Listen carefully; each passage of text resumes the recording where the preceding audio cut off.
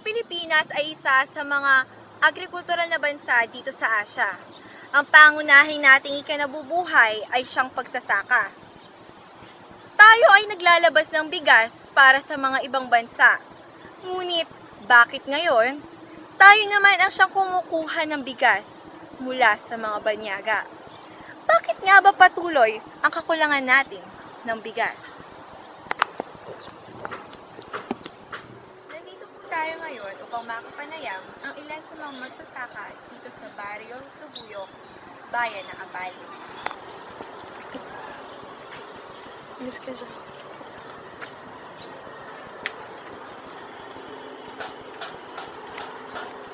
Magandang umaga po. Ano pong pangalan nila? Sasabihin ko ulit. Sabi ko ulit. Ezekiel Manara. Ilang taon na po kayo? 72. Ilang taon na po kayo nagsasaka? Noong 1972, nagsasama. Sa tagal nyo na po nagsasaka, ano po yung mga nakita nyong pagbabago mula noon hanggang po ngayon?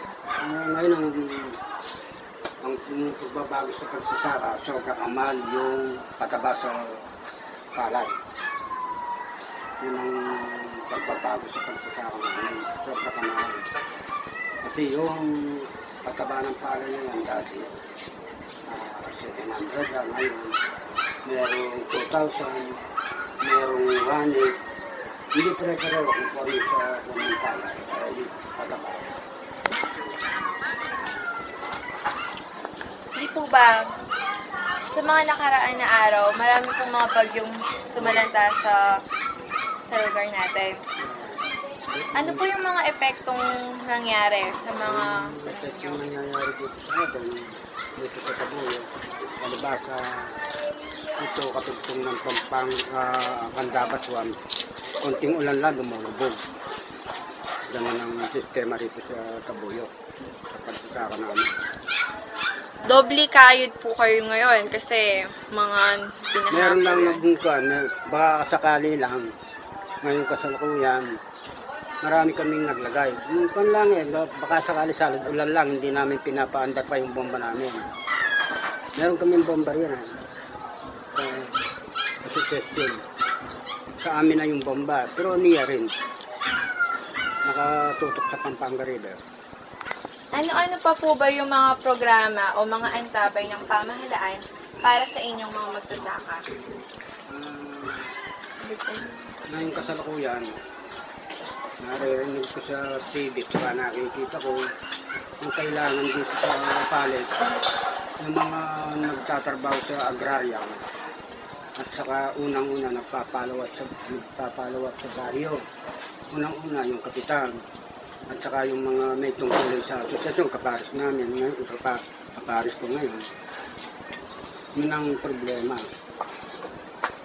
Nung konting lakad sa munisipyo, yung biyaya ng gobyerno natin, palibasa, yung kapitan namin dito, hindi gano'ng marunong sa lakad sa kuwan, umasok sa atin namin. Maraming nagtutungulan na makakuha ng biyaya itong baryo namin. Ano pong pangalan nyo? Vicente Cortez. Ilang taon na po kayong nagsasaka? Matagal na. Natatapos ko lang atang grade 6 nun. Nagsasaka na ako. Ano pong taon yun? Mga 40 years na. Mahigit ng 40 anyos. 48 years. 66 na ngayon. Sa tagal pong taon na yon ng inyong pagsasaka, ano po yung mga napansin nyo o mga nakita nyong pagbabago sa ating agrikultura? Ang napapansin namin. Puro utang lang binabayaran namin dyan. Sobra namang konting pagkain. Nakarahan yan. Ano-ano po ba yung mga programa o mga antabay ng pamahalaan para sa inyong mga magsasaka? Ano po yung mga programang ginagawa ng pamahalaan? Yung para umunlad yung kuwan, sabi nila merong silang binibigay na kuwan, wala namang nakakarating dito. Ano po yung pan na yan? Para sa mga, yung mga, natamaan ng lumubog yung palay namin. Siyempre, meron darating na galing sa gobyerno natin, no? Dito sa Tabuyong, madalang wala. Hindi nakakatanggap ng biyaya sa gobyerno natin. Sa mga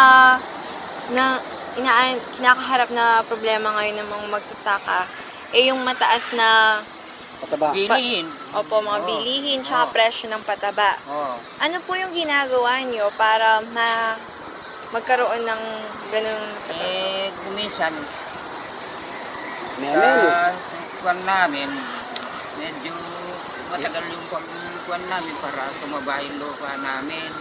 Bago namin Ayos sa bukid. Para tumagal ang konti yung gawanin sa Kapangkaan, linang, putik. agad kayong maglinang-inang kaya agad yung kain. Ang tika niyan, wen, Kapangkaan niya. kain na.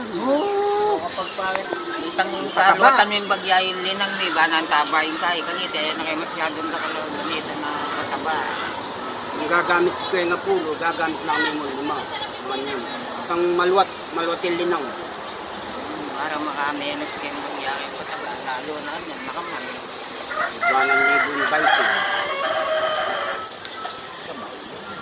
Ano po ba yung mga epekto sa inyo ng mga kalamidad, lalo-lalo na yung mga malalakas na bagyong tumama sa ating bansa?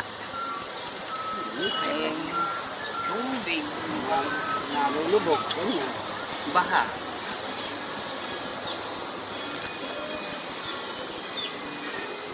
Ito po, sa pananaw po ninyo, ano po yung nagiging dahilan bakit nababawasan na po yung bilang ng mga magsasaka sa lugar natin ngayon? Nagiging mababa na po yung bilang ng Karamihan sa magsasaka dito sa Tabuyong.